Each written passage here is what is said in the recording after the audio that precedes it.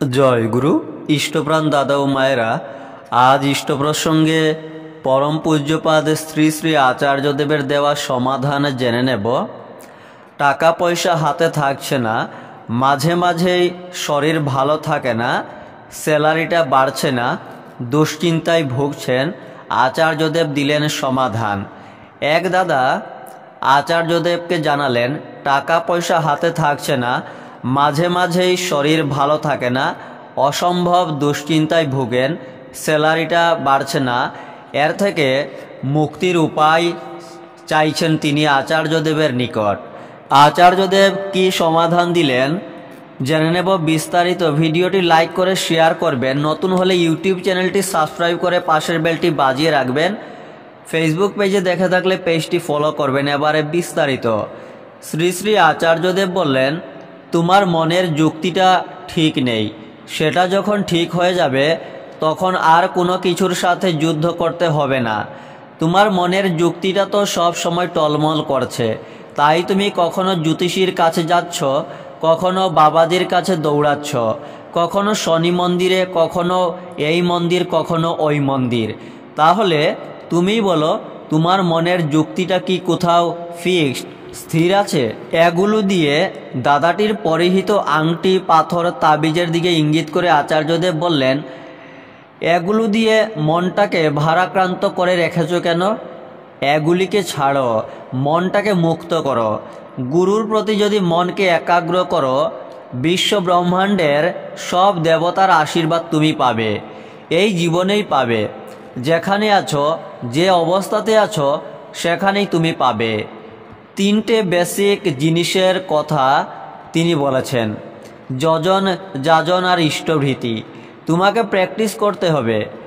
যখন নিজের মধ্যে তাকে আত্মীকরণ করছি, তাকে উপলব্ধি করছি, সেটা হচ্ছে যজন। আর যখন আমি তা আয়ত্ত করে মানুষকে বলে উদ্বুদ্ধ করছি, সেটার নাম যাজন। আর ইষ্টভৃতির কারণ হলো, ইষ্ট মানে মঙ্গল আর ভৃতি মানে ভরণ। তিনি আমার জীবনের মঙ্গলময়, তার ভরণের দায়িত্ব আমার হাতে তুলে নিচ্ছি। কেন নিচ্ছি? যাতে আমার দীক্ষাটা বেঁচে থাকে। দীক্ষা মানে দক্ষতা। তাহলে দক্ষতার পথ ধরে ধরে তুমি উপরে উঠছ।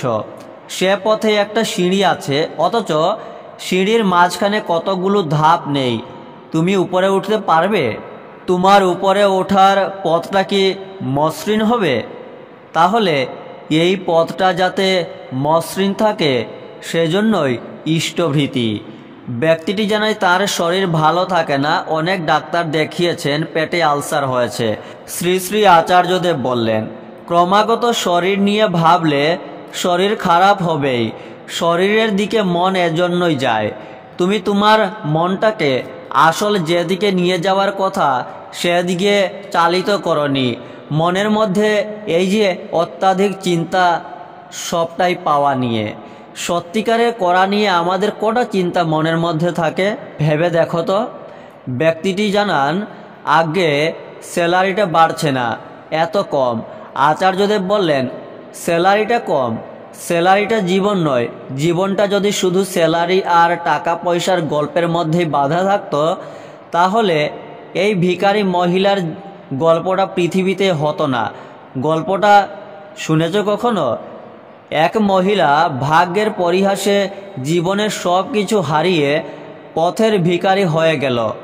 তার দুবেলা ঠিকমতো খাওয়ার জুটত না, ভিক্ষে করে বেড়াতো। কিন্তু সে থামল না, একটু একটু করে এগিয়ে যেতে লাগলো, রোজগার করতে লাগলো আর সঞ্চয় করা শুরু করলো। এইভাবে সঞ্চয় করতে করতে মোট কত সঞ্চয় করে ফেলেছিল জানো? 23,252 কোটি টাকা। তার চেয়েও আশ্চর্যের বিষয় কি জানো?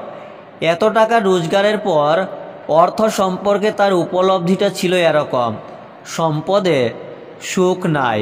তাহলে তুমি যে সুখের সন্ধানী হয়ে দুশ্চিন্তাগ্রস্ত হচ্ছ, তাতে কিন্তু সুখ নেই।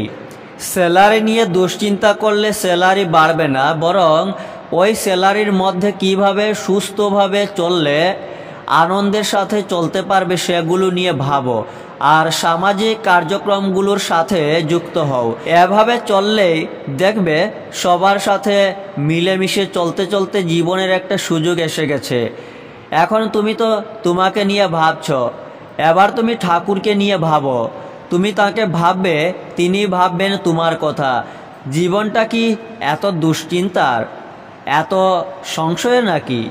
কত সুন্দর জীবন, যাও উপভোগ করো জীবনটাকে। তথ্যগুলি আলোচনা নভেম্বর 2024 হইতে সংগৃহীত। প্রত্যেকে শেয়ার করবেন গুরুত্বপূর্ণ তথ্যগুলি। জয় গুরু।